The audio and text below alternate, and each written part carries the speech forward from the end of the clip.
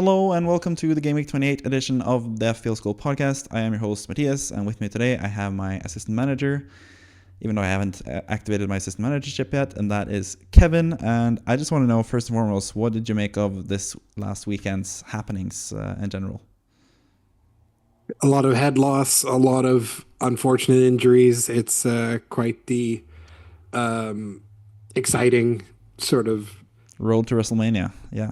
yes, but essentially it was just a clusterfuck of things happening. Excuse the language already, but essentially just so many things that could go wrong went wrong. I'll be completely honest, and I might sound like a douche for saying this, but I don't really have that much sympathy for anyone who made super early changes, like the ones who brought in the Cunhas Matetas and the rest of like we had past this weekend to be able to do all these type of things. I'm aware price changes are a thing and etc. But I think you have to be careful, especially with some players being in Champions League teams and even that maybe playing an issue and all this type of stuff. So for me, I would wait always a couple days before to do a transfer. And I do feel sorry for anyone who had these players already. That is completely unlucky. But the ones who transferred in a bunch of these players, I'm going to be like, you should have waited a bit. Yeah, I think so too. I think it's always good to wait, and I've sort of been a bit too much like patient when it comes to waiting this season. Like I have like waited for so long, and I think my team value is sort of struggling because of it. But this is why, like especially for these game weeks, going into like such an important part of the timeline in terms of FPL this season. Yeah, I think it's pretty important to save your transfers until the very last minute, and I think that's still the case because even now, like we can get right before deadlines, we could get like potential like double game week news and stuff. All of a sudden, we've seen that previously in the season, like Friday announcements of like double game weeks and stuff. So yeah, I think that's just a general good advice to just hold on to your transfers basically. So yeah, I think that's an important lesson to take from all of this basically. And when it comes to the language thing, then hey, language guys, go fuck yourselves, to quote Cody Rhodes. Yeah, if you're very confused about all the wrestling stuff, it is because we are wrestling fans. So if you don't know wrestling, this will not make sense to you. But anyways, let's move on to your team, as we always do. That's the first thing of this podcast. And your score from this past game week, it is quite a while now, actually, since we've had like the FA Cup and stuff. It's been a while since we had a proper game week. One of the major things from the past game week was the fact that Isak was out injured, and now there are like some slight murmurs that he's going to be out for the cup final even against what is it, Liverpool in the cup. So that would leave him out of both.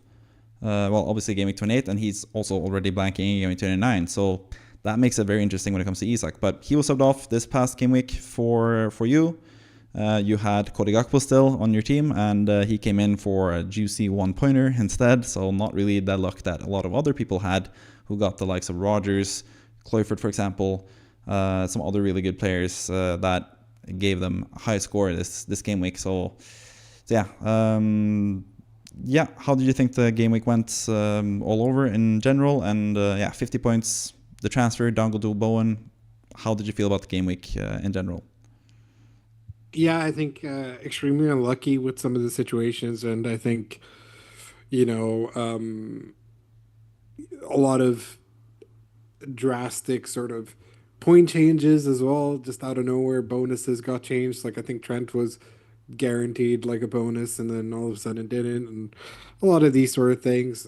Palmer having a game week high 7 shots, which no other FPL asset even reached. So things like that really frustrated me, and I think generally speaking, Bowen having a goal changed into an assist, which is fair enough, but it's sort of those sort of things. It's just like diminishing returns on things that could have been very exciting. Like if Palmer had exploded, like if he was just like regular Palmer, it would have been a good, even very good week sort of thing. But 50 points, all things considered, all out, and with the swap of Bowen, who I just felt like a good pickup, and Dango now I look even smarter because Evan Nelson scored and played very well in the Yeah. FA Cup game. So Yeah, I can't really say much. It was really frustrating seeing in real time Verbruggen not conceding, and then he does to Kluivert of all players. Very, very nice goal. Yeah. Um, of course, super annoying when Aston Villa are all over them, but still Rodgers, who a lot of people got subbed in for Isak and all this type of stuff. Really frustrating because obviously people with Manolas would have gone a clean sheet and an assist, for example, and all this type of stuff. So really frustrating. Robinson's honestly starting to piss me off massively. He's Yeah. been dead weight for the longest time, and Yes, 8 yellow yeah, cards now as well, I think, Robinson. yeah. So I think fixing my defense, wild carding, free hits, all of those things feel very soon in many Yeah. ways. Yeah, I mean, I think still your tactic is the free hit, not in Gaming 29, because you have basically 9 out of 11 players so far to field an 11 for Game Week 29. So, yeah, I don't think you need to use the free hit there, but you could easily wildcard in either Game Week 30 or 31, depending on when you want to. I think it's preferable to do it in Game Week 31 because you're going to get more info of like double game weeks and stuff in the future, potentially even Game Week 32 if depending on when the info comes out. But yeah, you could definitely wildcard soon enough, but for now it's just about surviving all the way until Game Week 29 in general. But yeah, all in all, 50 points for you. Bit unlucky when it comes to captaincy. Palmer with 6 points, but at the same time, Salah could also punish you even more after he blanked, as always. But Salah had he always has good games for good points potential games, but had one of his lesser games this time around, but still got an assist and could have had more as well. But Palmer could have had even more on top of that. So yeah, kind of interesting. The captaincy battle was the huge talking point, and it ended up just being 3 points, and both of them kind of struggled a bit. So yeah, that's been interesting to take a look at, basically. But yeah, let's move on to Kimo's team and his score. He got 48 points, a little fewer points than you did. He had Semenyo coming on for Isak for a magnificent 1-pointer. That's where you having Kluivert, who got 10 points rather than Semenyo, is the giant leg up. And we said it at the time when he brought in Semenyo. I think we both thought Kluivert was just a better pick, and that has borne out to be the case so far, basically. The one transfer made for Kimo as well, Watkins out for Marmoush, lost 3 points from that because Watkins got that assist that you talked about for the Rodgers goal.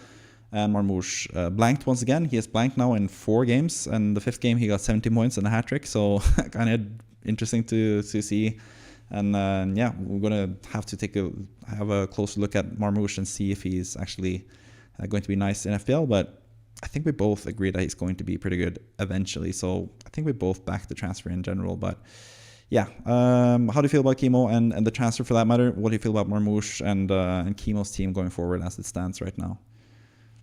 I love that you both underestimate Everton and constantly bench Mikalenko because he churns out points lately. So keep doing that, and I'll keep starting him. I think his team is perfectly fine. I like the look of Mitoma. I like the Marmoush pick as well. I gave him and continuously will give him flack for Semenyo, who's been pretty dire, or I don't know how to describe him, but it feels like every time I see a Semenyo sort of highlight from any of these games recently, post out, crossbar out. He's always Mm-hmm. extremely unlucky in Yeah, some sense, but it's sort of like the Palmer thing, right? When you're out of form, you're really out of form, and it's a shame because I think Semenyo is actually a very talented yeah, player, and he's definitely capable of exploding, but he sort of reminds me of the sort of I will be at Dama Traore types who, when they get going, they're really good, but when things are bad, they're just bad. And unfortunately, he's just in a place where it's not going so well. yeah. I think Evan for me, Elsick, Semenyo, when you mentioned that thing about him hitting the crossbar and the post and stuff, it reminded me of Mbuemo's first season in the Premier League, where he had many huge chances, and people said oh, he's a terrible finisher and stuff because he kept not getting the lucky bounces and stuff that was needed. And I think that's sort of the same with Semenyo. So I think he could have a really nice season next season, for example. But this season so far, he has just been not completely it for whatever it's worth. So yeah, but continue as you were talking. yep. So I think um, I will always and we ranked them. We said Semenyo was last, Yeah. and we put Claver first, and then we put Dango. Like I'm sort of pleased for him in the sense that he doesn't have Dango, who will sadly lose probably his starting spot, At least and as a striker.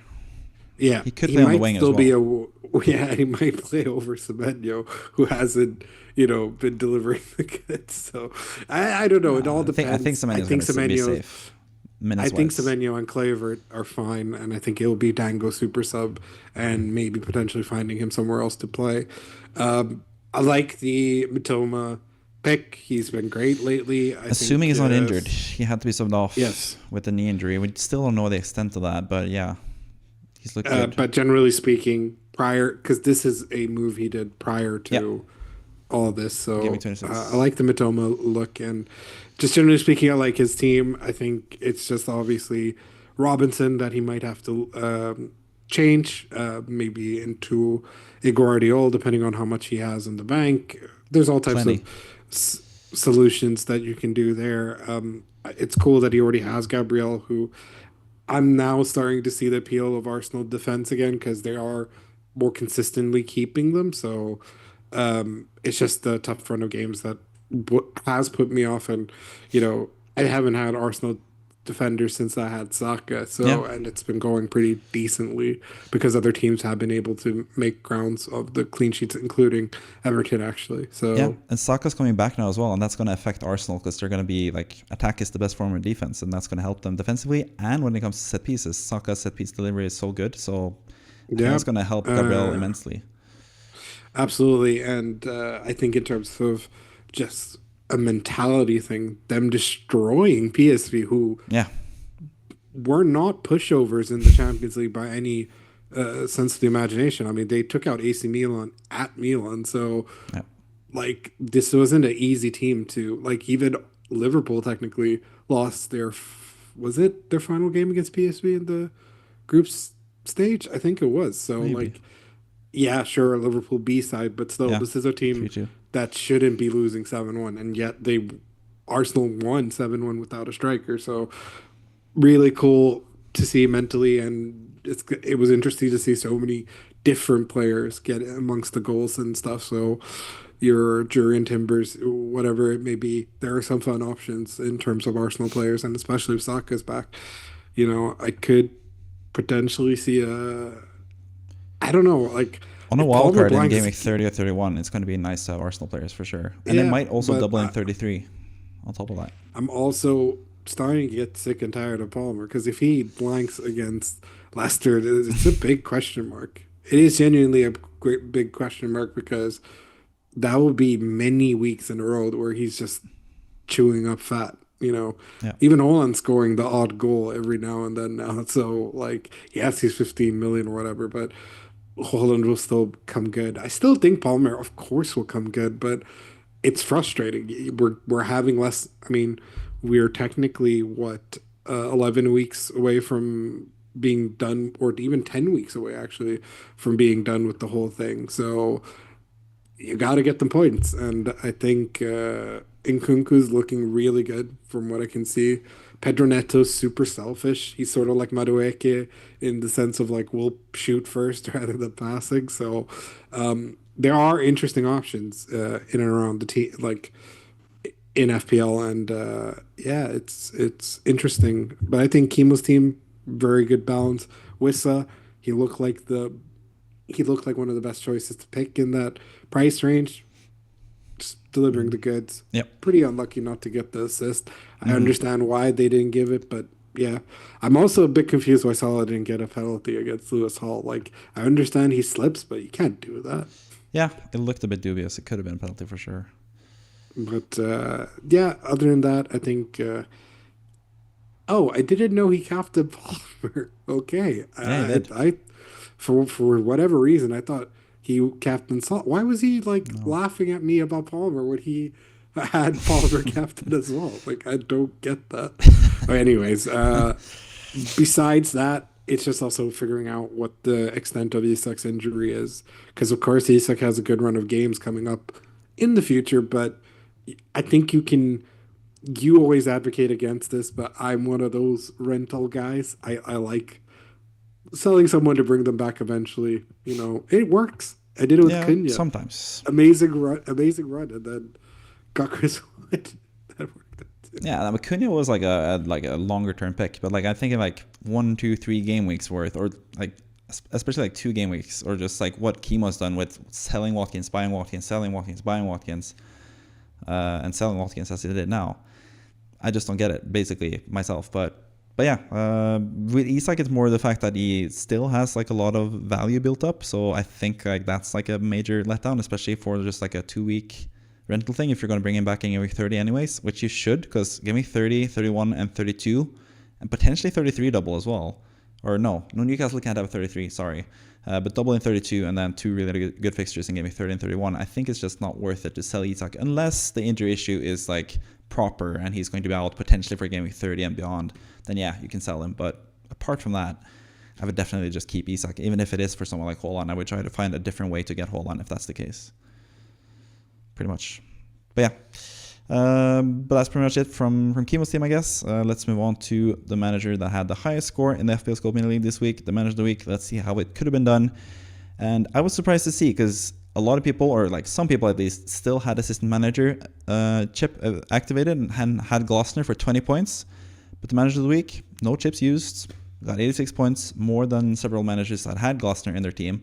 And this team is pretty much like taken out of like game week 24-ish, basically, in terms of having Joe Pedro and Cunha up front, Ismail Sarr and Fernandes in midfield, and Rogers for that matter, and Colville in defense. So this is like sort of a throwback team, but that's what worked this past game week, as you can see from this team. 7 points from Gabriel, 6 points from Trent, 14 points from Colville, getting a goal and then a clean sheet as well. Salah as the captain, 12 points. Palmer with 3 points as the vice captain. Bruno Fernandes with 10 points. He's actually been a pretty good pick again the last few game weeks. He's played more in the offensive role, so he looks pretty good, especially seeing as he has a nice game week 29 fixture as well.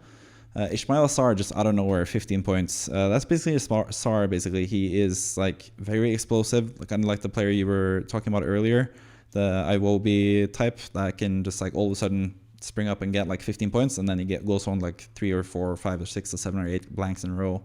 And that's Ismail Sarr, basically. So he got 15 points this game week. Rogers with 7, Joe Pedro and Cunha, or Joe Pedro with 8, and Cunha only with 2, and then now he's suspended, basically. So yeah, that was this manager, 86 points, 8 points from Joe Pedro as the transfer in for Ndiaye. Kind of strange transfer, considering Joe Pedro hasn't really been the most like sought after player, but I guess it was after the news of Welbeck being out potentially and injured. So it makes more sense. But yeah, Joe Pedro's looked a lot better lately again, or at least points wise.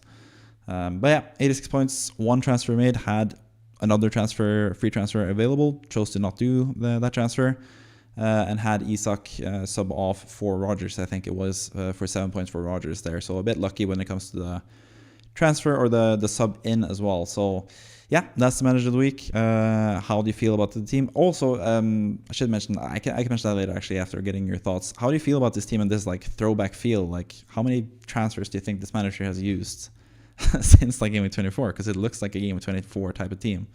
Like what do you reckon with this team, both now and for the future as well?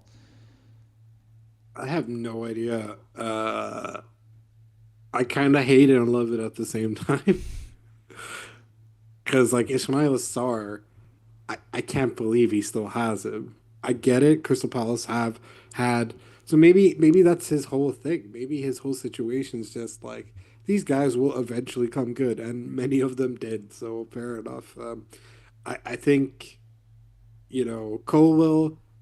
Chelsea hadn't kept a clean. You would know this. Chelsea hadn't kept a clean sheet in the longest time. Yeah. And of course, against the worst team ever, they were able to do it, and they're probably going to do it against Leicester too. So well done in having Cole, the birthday boy. I think it was his birthday or around his birthday when he scored. I think really inspired pick considering the fact that he's so cheap. The only issue with Cole is he misses like one game randomly here and there, whilst like a Cucurella plays every game. So that's like the only thing I might say. But other than that, Pickford, obviously you get your Everton clean sheets and when they do. Cole seems like a fun pick, especially now for the next game, Yeah. especially next week. TA. everyone said he was too expensive, but he keeps getting subbed off at the right times now, which Yeah. is perfect. Gabrielle, I already spoke about. Classic Salah's mainstay, as I said, from game like very early. Salah was always going to stay in the team. Palmer,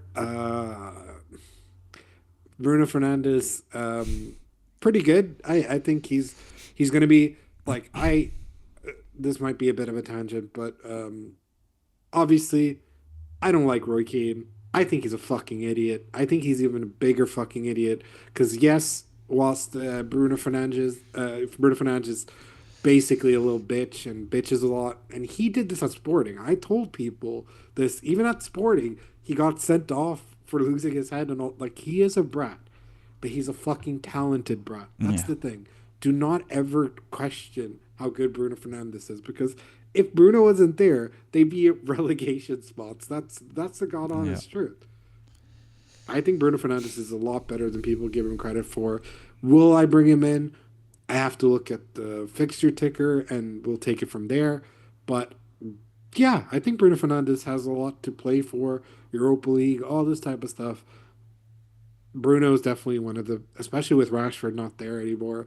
Their options are even more limited, and I think Bruno's such a standout that he has to go, especially with Ahmad out for the rest of the season as well as like Bruno's the only option from United. So great pick. Ismail Assar, you're gonna bit like the lottery. You're gonna sometimes win, The jackpot.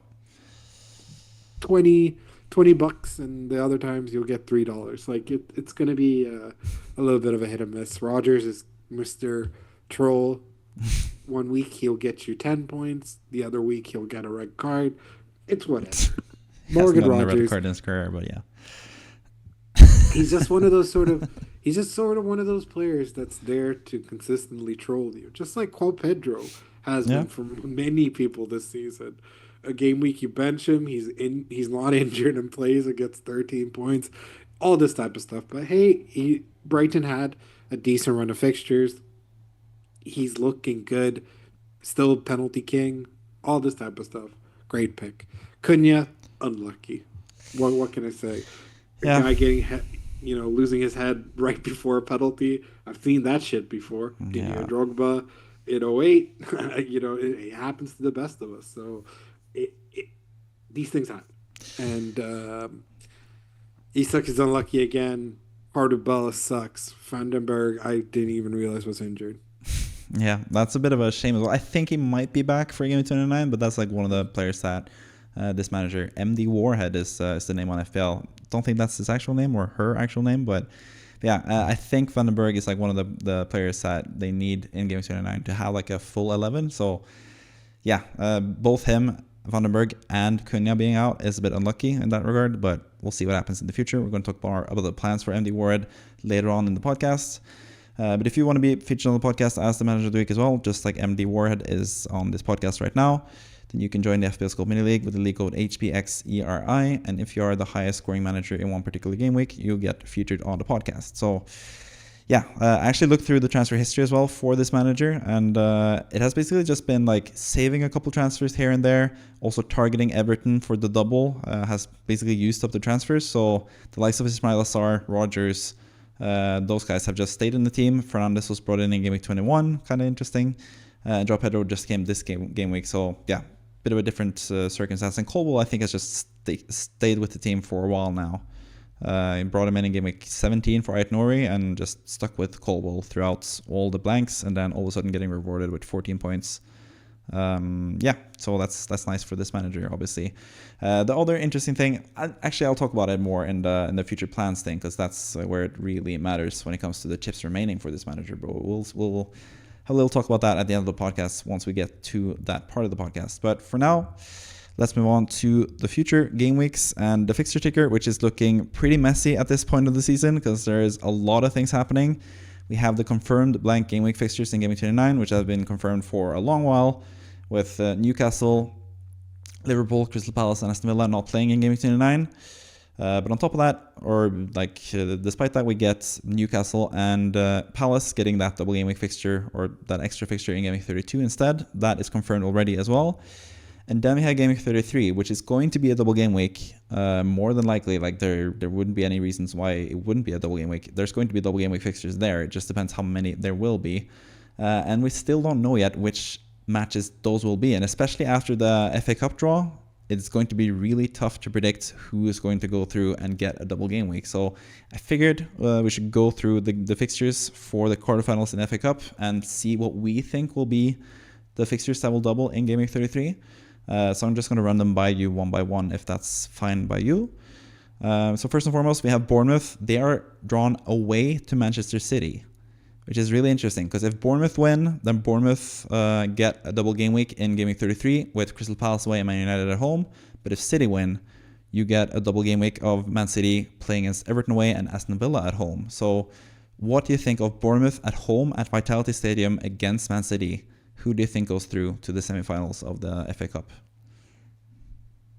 Sadly, I think City will go through. Okay. I think, I mean, I think Bournemouth at home are obviously more than capable of knocking out a City side that have been sort of dwindling. But I Yeah. think the main thing that people forget is that City have only the FA Cup to play for, essentially. So I think he's gonna go balls to the wall trying to win the whole thing. Hmm. So sadly, I think City w- should have the sort of coaching experience to see them through to a potential semifinal.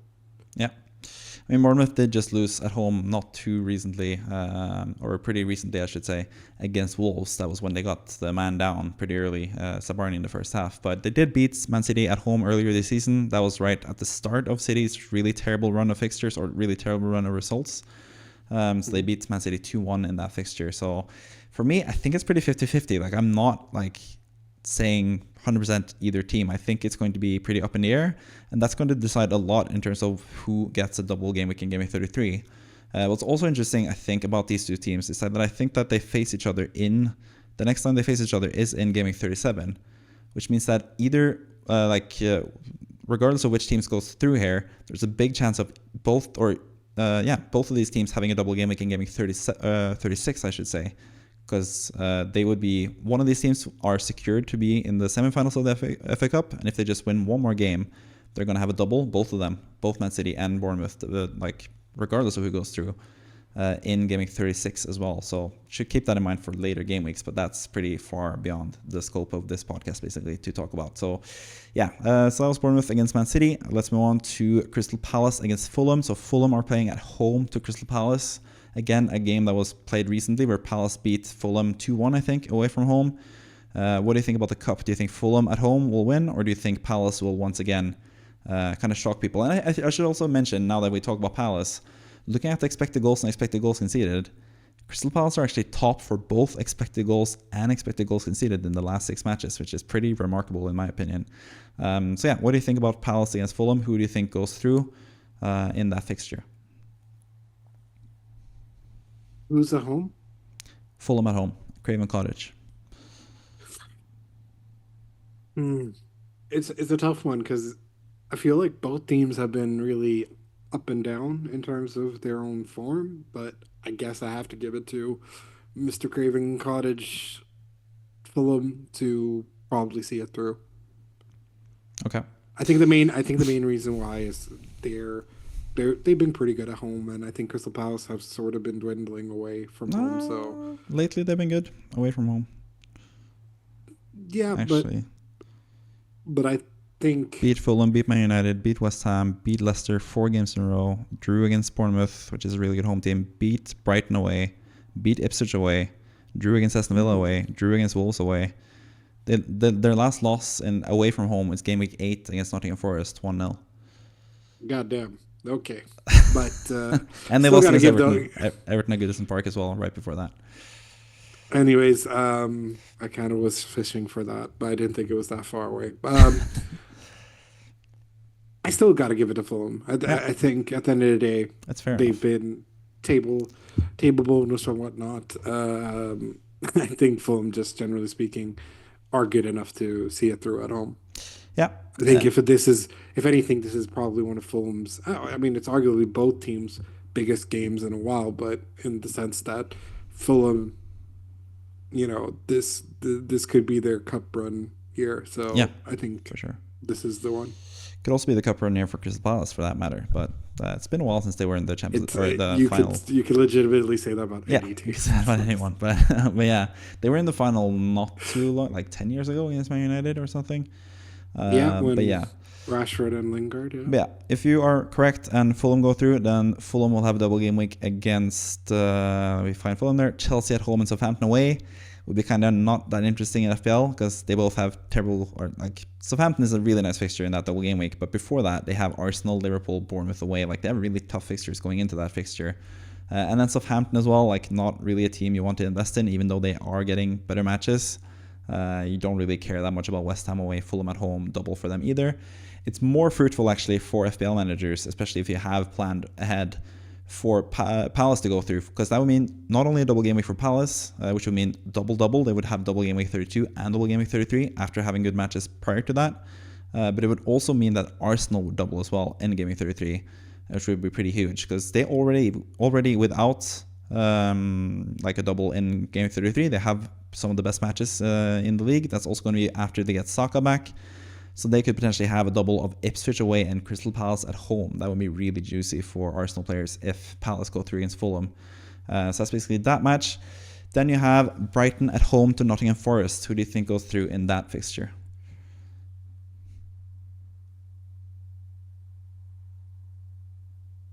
Really difficult to predict because Brighton are super up and down. And Exactly.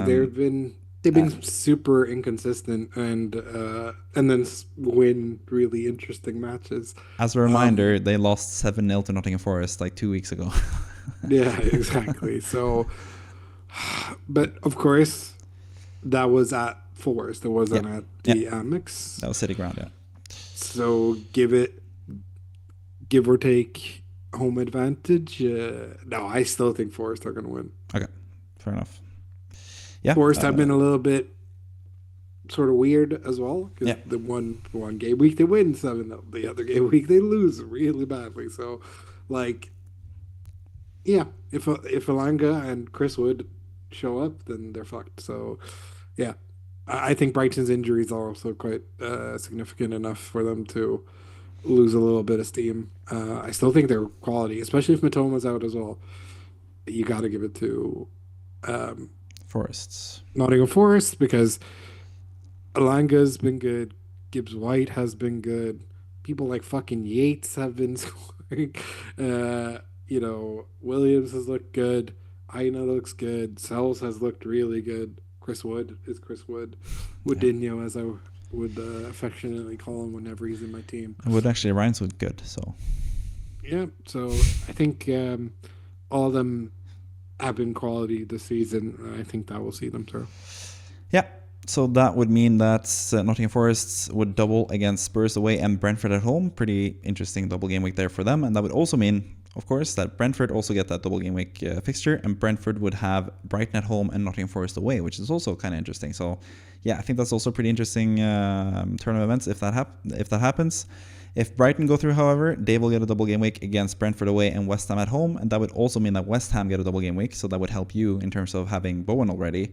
With West Ham getting the double against Southampton at home and Brighton away, which is also a really nice double for that matter. And then the final game, which is the most easy to predict, is the game between Preston at home. Should notice that they are at home against Aston Villa. So what you reckon from that match? Preston 3-0. Preston 3-0. Yeah. Aston Villa to go out. Yeah. No, of course not. I think Aston Villa will go through. Yeah. And the interesting thing about that is the fact that Aston Villa are actually facing Man City in Game Week 34, which would be the game that would change over to Game Week 33. So the likelihood of Aston Villa and City doubling in Game Week 33 is actually by far the highest, because whether, like, for it not to happen, then City would have to go out against Bournemouth and Aston Villa would have to go out against Brentford or against Preston. If either of those two teams go through, both Aston Villa and Man City get a double game week in Game Week 33. So that's pretty much what you can gather from Game Week 33. At this point, that's most likely going to be a fixture or double game week fixture there. Aston Villa against Man City. But the rest is kind of up in the balance and you don't really know yet. So For City especially, that's the team that is the main team to focus on for me, at least, because they are playing in Gameweek 29, unlike Aston Villa. So with City, you both have a team that's playing in Gameweek 29, and that is pretty likely to double in Gameweek 33 as well. And on top of that, they have really, really good matches. Like the one tough match they have, like Everton away, is probably in my opinion, that's probably the toughest match that they do have, because I think Nottingham Forest is just a team that they are pretty good against. They showed that earlier this season. They beat them 3-0. I think these teams like Newcastle and Nottingham Forest to sort of stay back against Man City and let Man City just play and do their thing offensively. I think that suits Man City really well. So I think Man City are in a really good position to do really well going forward as well when it comes to their matches. And that brings us to the next discussion when it comes to the fixture ticker, and that's just Man City assets in general. First and foremost, I want to know your thoughts when it comes to Haaland and Marmoush. Like, double up, Haaland rather than Marmoush. If you had to pick one, who would you pick? Like, what do you feel about Haaland and Marmoush going forward as the forward options for Man City in the future? I mean, I don't know. Marmoush is one of those strange ones where I'm like, I don't think he needs to adapt to the English game, and then like, obviously scores a hat trick or whatever. Because like you said, he has 5 games, 3 goals in 5 games. Like, oh, pretty Yeah. sick. But considering the fact that he got 3 of those in one game, it's like, my brother, man, why?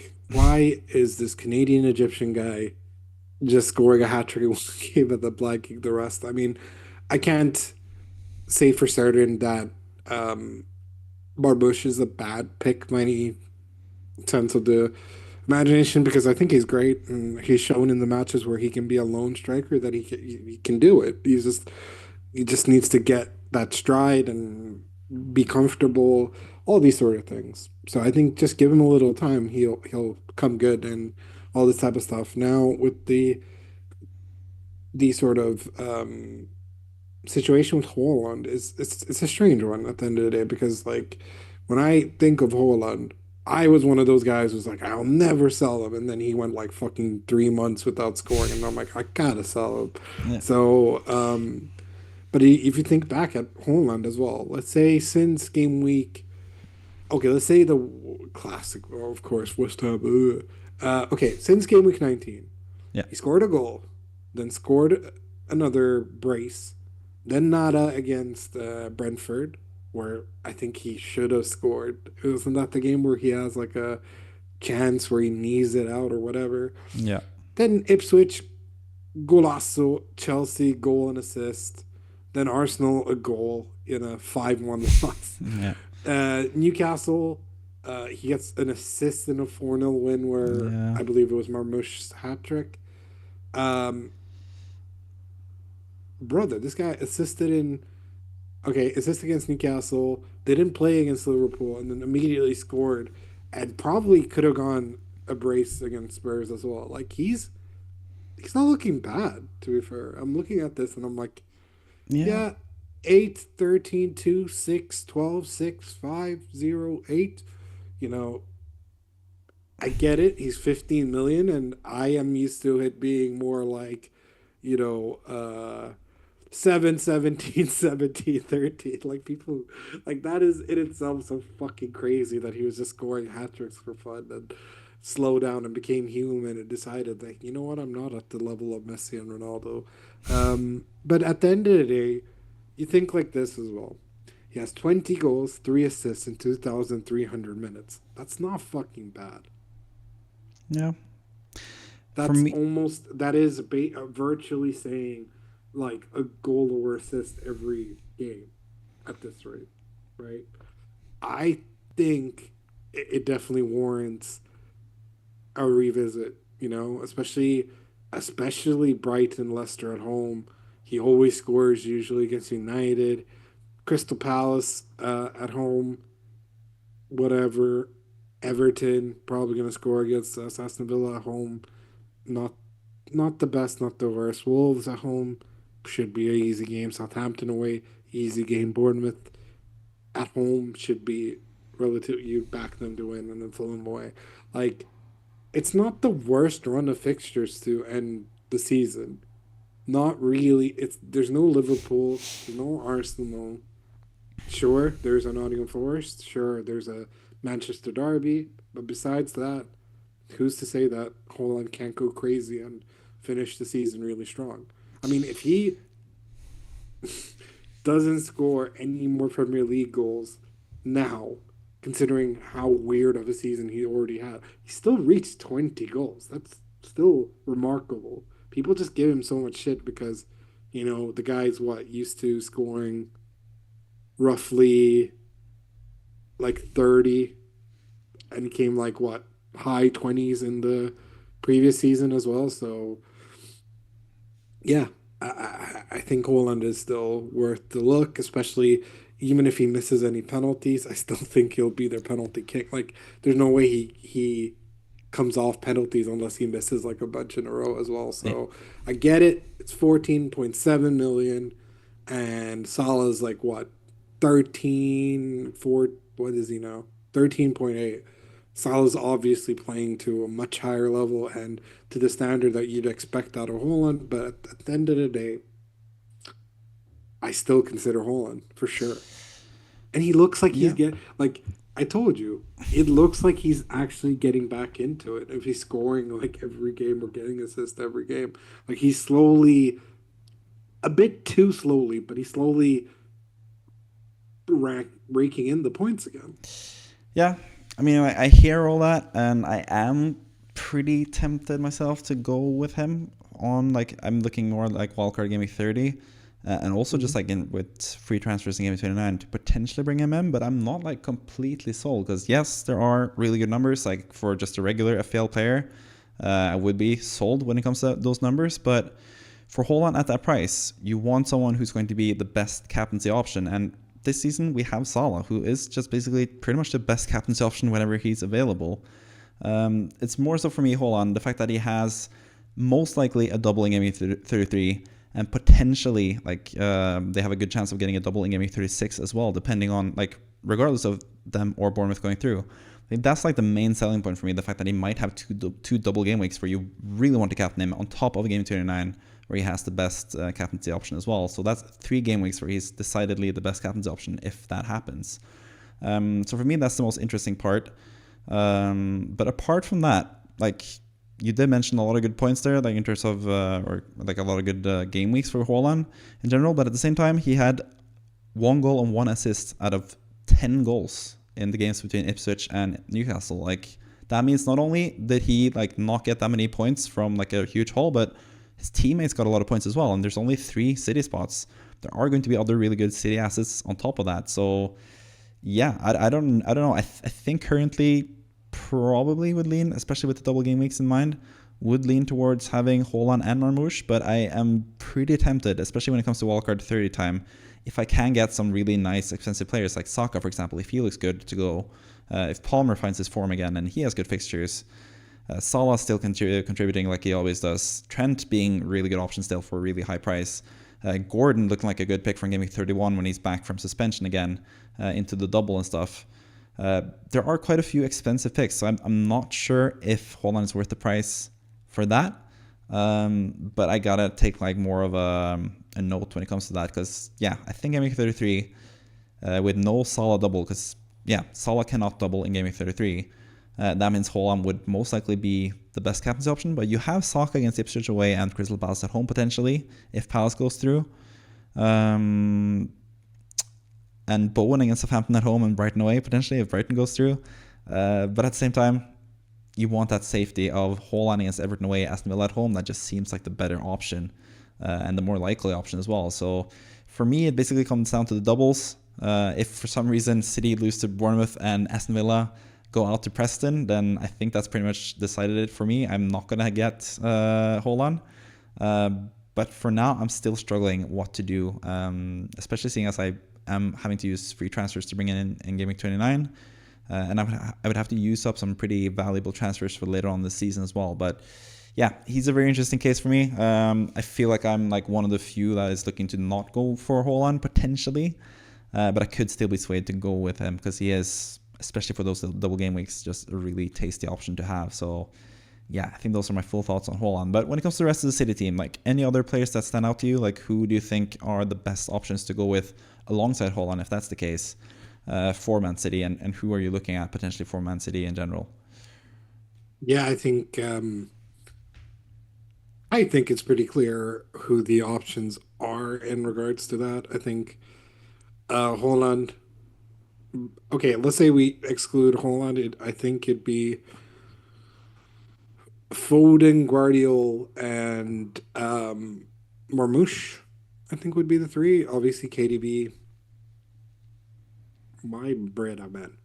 I love KDB, but I don't think he's. He's washed. He's done. I don't think he's washed per se. I Yes, just think he's done. I don't think it's that. Because if you're gonna say that, are you gonna say that about Foden, who's like done nothing in No, Foden since had a game really week good spurt 23? this season. Yeah, I mean he went crazy against Brentford, Ipswich, and then Chelsea, and then West Ham, blank. Leicester, Aston Villa got many points in those games as well. 7 points against Chelsea.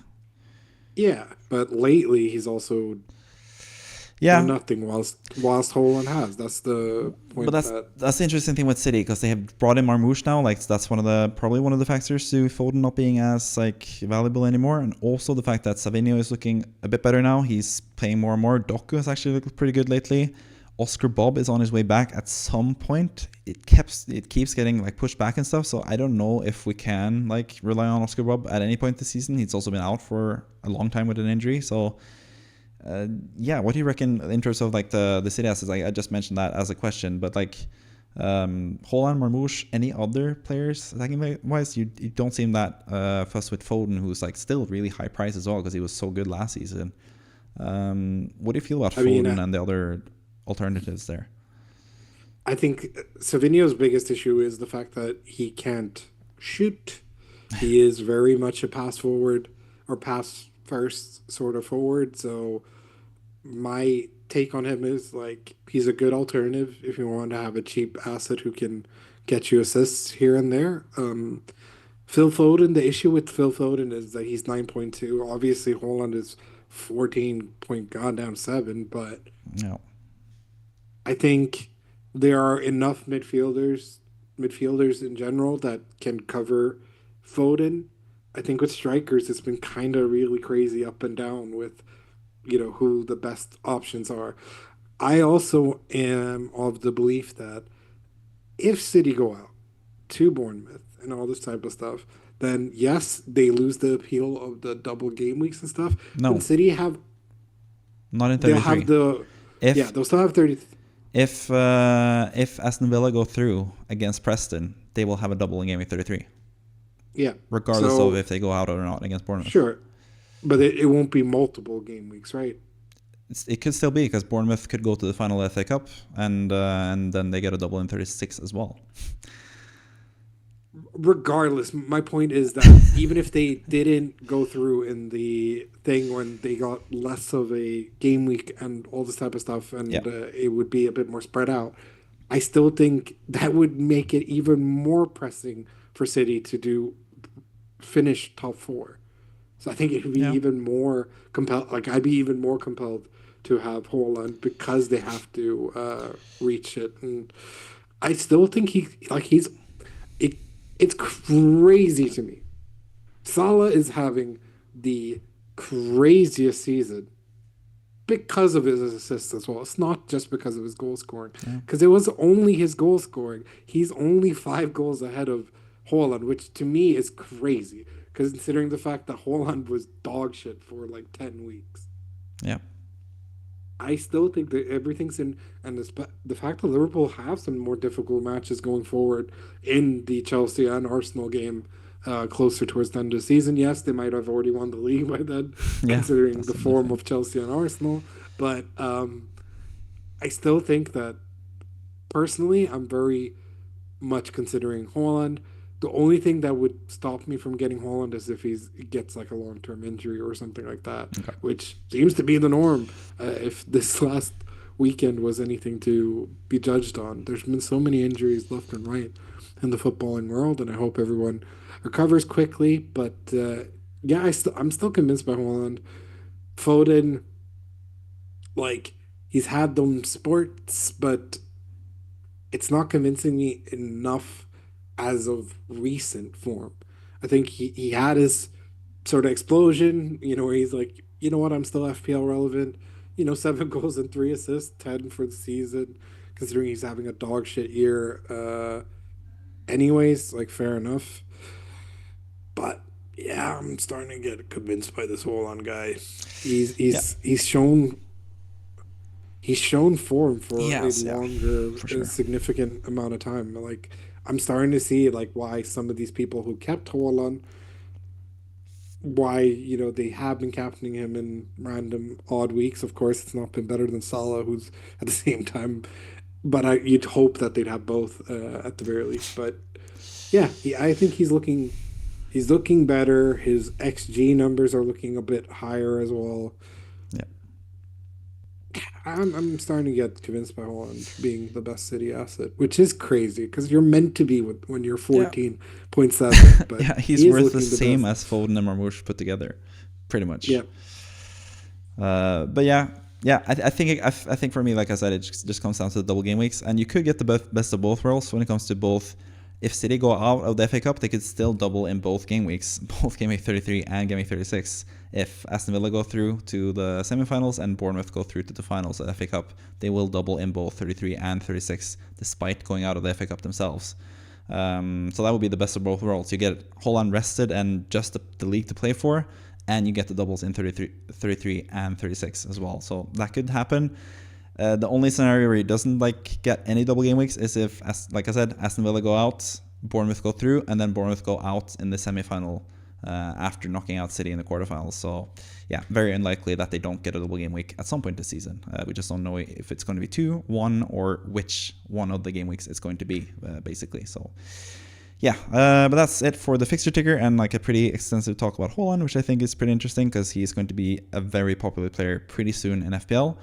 But let's move on to the more current plans for you and your team for Gameweek 28. And Haaland is actually pretty interesting for this segment as well, because you might have to look into how to get Haaland. If you are looking to bring him in for Gameweek 29, you might look to do the cost-cutting moves, and you might not want to do the Gakpo to Marmoush thing, which I thought looked like more natural immediately to your team. Instead, you could sell Hall and get someone a bit cheaper, someone like Wan-Bissaka for 4.4 or Burn for 4.4. We know Burn has a double game week in game week 32 already, and they have really good fixtures, and he is fit to play, and he plays 90 minutes regardless if it is at left back or at center back.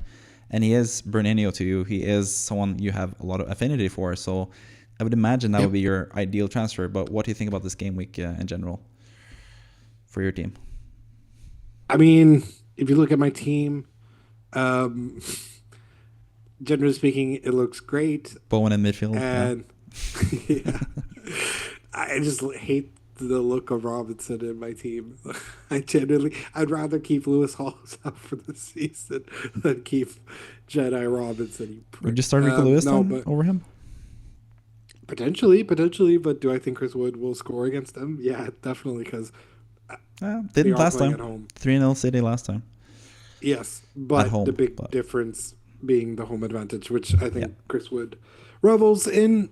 So I think, generally speaking, pretty happy with my team, and I think if Gakpo is given somehow, like we're being told that he's fit to start, I'm 100% going to start him against Southampton, one of the worst teams in the Premier League. So yeah, but I also hate my team, so I don't know. Yeah. Especially with all the injuries and stuff. Like obviously, Beto's 100% going to start because I don't. I mean, Isak is likely out until at least game week 30, right? Maybe through game week 29 where he blanks and then back for game week 30, I would assume. Because that's still like a month away, game week Yeah. 30. So I think he'll be back for game week 30 for sure. What is there into? So yeah, you could start Beto. Oh my international break, you piece of shit. Okay, Yeah, sorry, I wasn't aware. it's a long time. I have been. Yep.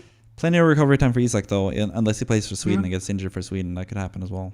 Who knows? How tends to always happen, but Yeah. it's either that he gets injured whilst playing for Sweden or is already injured going to Sweden, so he doesn't actually show up. Yeah. But we have Gyökeres, so it's all good. Yeah, for sure. But you have Beto just ready to come on as well, depending on whether it's Gakpo or Isak being out injured or both of them potentially. If both of them are out, then you would need to play Beto and Lewis and Robinson. Should I just wildcard? So no, you should not. This is not a good game week to wildcard. You could look into you could look into the weekly wildcard draft video that I made. It's not really a good game week to wildcard. Oh, wildcard what? What is that? What? What is your video called again? Weekly wildcard drafts. Oh, wildcard. Emphasis on wildcards. So yeah, I do it every week. That doesn't mean you can wildcard every week. It's just the best. I can't. If anyone is. Maybe I can't. Maybe I'm. Nah, I don't think you should. But yeah, no, there was a big captaincy debate last time around. Salah versus Palmer. I assume you have no debate this time, or are you considering Palmer? I'm captaining Palmer. No, I don't care. I'm captaining Palmer. Why would I captain Salah? Are you captaining Wan-Bissaka? Why would I captain Salah, who is part of the first place team in the Premier League against Southampton, than Palmer against Leicester? It makes no sense. Yeah, fair enough. I'm 1,000,000% backing Salah over Palmer. Palmer is 100% going to outscore Salah and make me look like an asshole, but that's just how this works. Yeah. And we'll see what happens in game 39 with Palmer if you want Haaland. And I think that's the main thing for you. You can't really do Gakpo to Marmoush if you're looking to get Haaland in next game week. Otherwise, I guess you could do that, but you would have to do a lot of different things to your team and sell some people.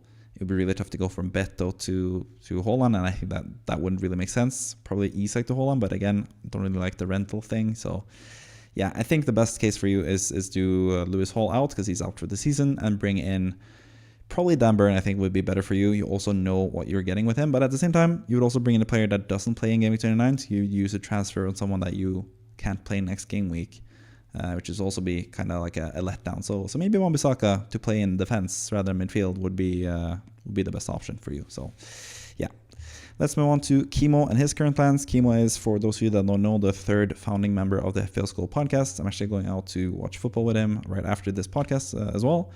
And for him, I think it's pretty straightforward. I guess it depends on the injuries to Mitoma and Isak, but even if those guys are injured, Semenyo against Spurs is a pretty good pick still, all things considered. I still think Semenyo could get a goal or an assist against the likes of Spurs, and Mykolenko against Wolves is not the worst defender to have either.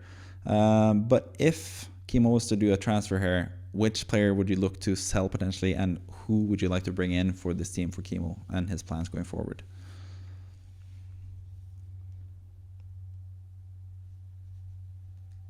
I think it all depends on which players are unavailable in terms of he's not going to get rid of Isak, so he'd bench him for probably Semenyo. And if Mitoma's out, he'd probably play Mykolenko. I wouldn't see the harm in saving a transfer as well. Yeah. You know, I don't think this is the worst team, but Robinson is the only one that I just don't like what he's been doing lately, because he's been doing really stupid things. What do you think of his playing time going forward? Do you think he's at risk of not playing, or do you think it was just rest because they had a decent game and he could rest? I think it was just that it was a decent game and he could rest, because the rest of their season looks pretty goddamn hellish. So I think I'm going to be getting rid of them. Or rather getting rid of Robinson for sure. Yeah. Never know. So yeah, I think Robinson might be someone that he should consider. Obviously, injuries take the sort of thing, especially if Mitoma's known to be out for longer. Then obviously the likes of Bowen and etc. could be a bit more enticing. Maybe even a Bruno Fernandes. There's all types of fun that he can have there. There is 3.3 in the bank, as you can see, but I think that would be more earmarked to get Haaland in probably for potentially Wissa or for next game week, Game Week 29, and sell Palmer potentially, do Palmer to someone and Wissa to Haaland.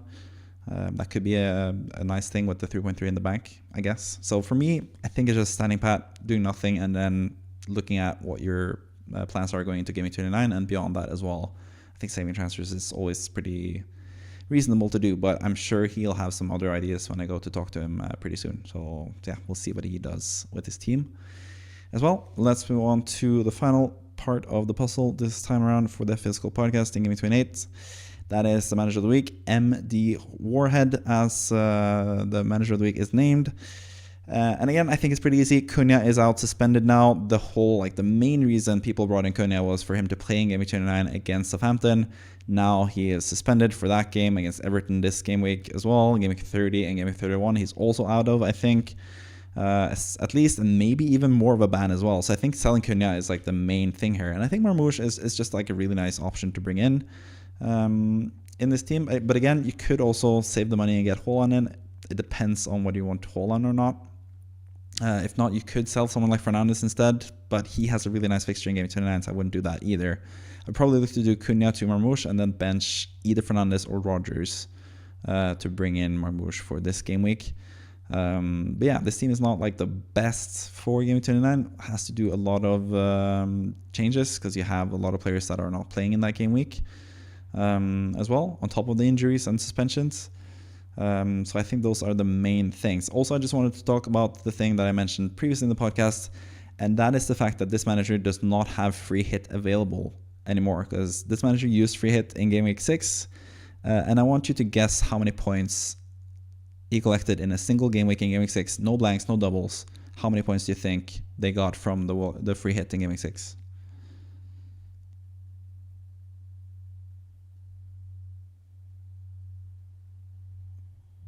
Think it's high? Do you think it's low? Do you think it's middling? What do you think? Like 50? 37. Oh, Jesus. That's so, yeah, free hit to basically not really gain anything or probably lose points from the original team that they had. And now they don't have free hit for either Game Week 29, which would have been useful, or Game Week 34, which is going to be a blank game week right after, like directly the game week after the game week where the same teams that blank in 34 are doubling in 33. So yeah, I think that's just like a warning to most people. Just like don't use your chips, especially free hit and wildcard, willy-nilly, because they are really important picks to get right. At least they managed to get triple captain pretty right with Salah in Game Week 25, which is the same that I did. 1 week too late, I guess, because Game Week 24 was even more fruitful, but that was still 20 points times 3 for Salah there. So triple captaincy chip at least was used pretty successfully with Salah there. But yeah, 2 free transfers, 0.8 in the bank. Cunha, who's like a major selling point at this point of the season. Van den Berg, who might still be out for Game Week 29, which is where you need him to. What do you think this team should do for this game week and beyond? wild card. No, generally speaking, this team isn't that bad. It's just a question of who, like Cunha has to go out either way this game week. I think like could also upgrade one of the defenders and just keep Cunha for 1 more week and sell Haaland, or Cunha for Haaland next week. Yeah, potentially, because I still think there are other pressing matters about the team that can be fixed. But generally speaking, it's interesting enough that some of these players, Man United are playing next. They're not blanking, are they? No, they're not. Man United are playing is Leicester at home, so you actually have a pretty nice differential captain in Fernandes as well. Yeah, and I think that's pretty cool. Got 70 points against Leicester last time. Yes, Crystal Palace aren't. Aston Villa aren't playing either, so Rodgers is a bit of an issue there. So it's basically Trent, Salah, Sar, Rodgers, Isak, Cunha, Van den Berg potentially. So either 6 or 7 players missing for Game 29. No free hit, 2 free transfers, or 3 free transfers. He should prioritize, or they should prioritize selling some of these deadweight 4 players that will play in this week. And it's already pretty cool that he has Bruno Fernandes being one of them. But I think one of the blaring omissions that I can see is the lack of a Bournemouth player. So I'd say maybe get a Claverd in for Rodgers. This game week? It could wait a week, sure. Yeah. But what I mean is like Rodgers being one of the players to get rid of going forward. I think he could go for Beto instead of Marmoush if he wants like a decent two Yeah, like a Everton cheap game. option. Trying to get Yeah, Joe Pedro to Haaland potentially after that. yeah, yeah. Yeah. And let's see here, Southampton. Well, I mean, Arsenal, Chelsea. He has Arsenal and Chelsea players. He has no Leicester players, obviously. No Fulham players. That's good. Um, yeah, I think it's just a suggestion of keep. I guess keeps are because Crystal Palace have good matches once they come back. Yeah. I think Villa is a bit of a you could probably get rid of, especially considering that having no Bournemouth seems a bit crazy, and you have the facilities in the bank to do Rogers straight to Claybert. I think, right? Yeah. But like we discussed in the fixture ticker section, Aston Villa more than likely, like pretty likely, I think it's like 90% likely they get a double game week in Game Week 33. Against who and Let's go back let's to the have a fixture look here. ticker. They would play against Newcastle at home and Aston or City away. So yeah, not the best double game week, I guess. They Yeah, do have Southampton away the game week before that as well, and Forest at home, Brighton away. Yeah, it's not the you best. could sell Rogers for sure. Yeah, because what Bournemouth in the same time play Spurs away. What was that? Ipswich. Uh, yeah, Spurs away. Spurs have been a bit on and off. Brentford, I think they can beat Ipswich. I think they'll definitely beat West. Come on. Yeah, I think if you compare those two, you could easily bring in a Clay right there as yeah. well. And Bournemouth could also easily double in game 33 if they just beat City in the FA Cup as well. They would double. Potentially. Potentially. Could happen at home to City. They beat them last time. They've been really good at home this season as well. So Yeah. yeah, that could be the way to go. But I think I would wait for that transfer for next game week to get confirmed that they are actually going to play in that game week or not. I'd probably wait just a little bit more. No, you wouldn't know that before game week 29.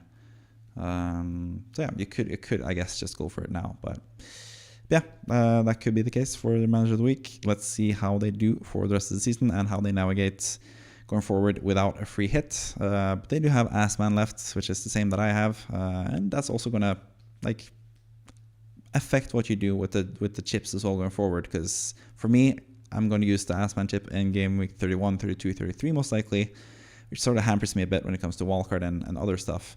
Or I could potentially save it for the end of the season, and I think that's the same for MD Warhead here. Yeah, just have to make a decision for what to do with that chip in general. But yeah, that's pretty much everything out of the way. Thank you for watching as always. And as always, we're going to leave the last word for Kevin. So take it away, Kevin. Leave us off with this podcast on whatever note you want to leave it on, I guess. Fuck the international break.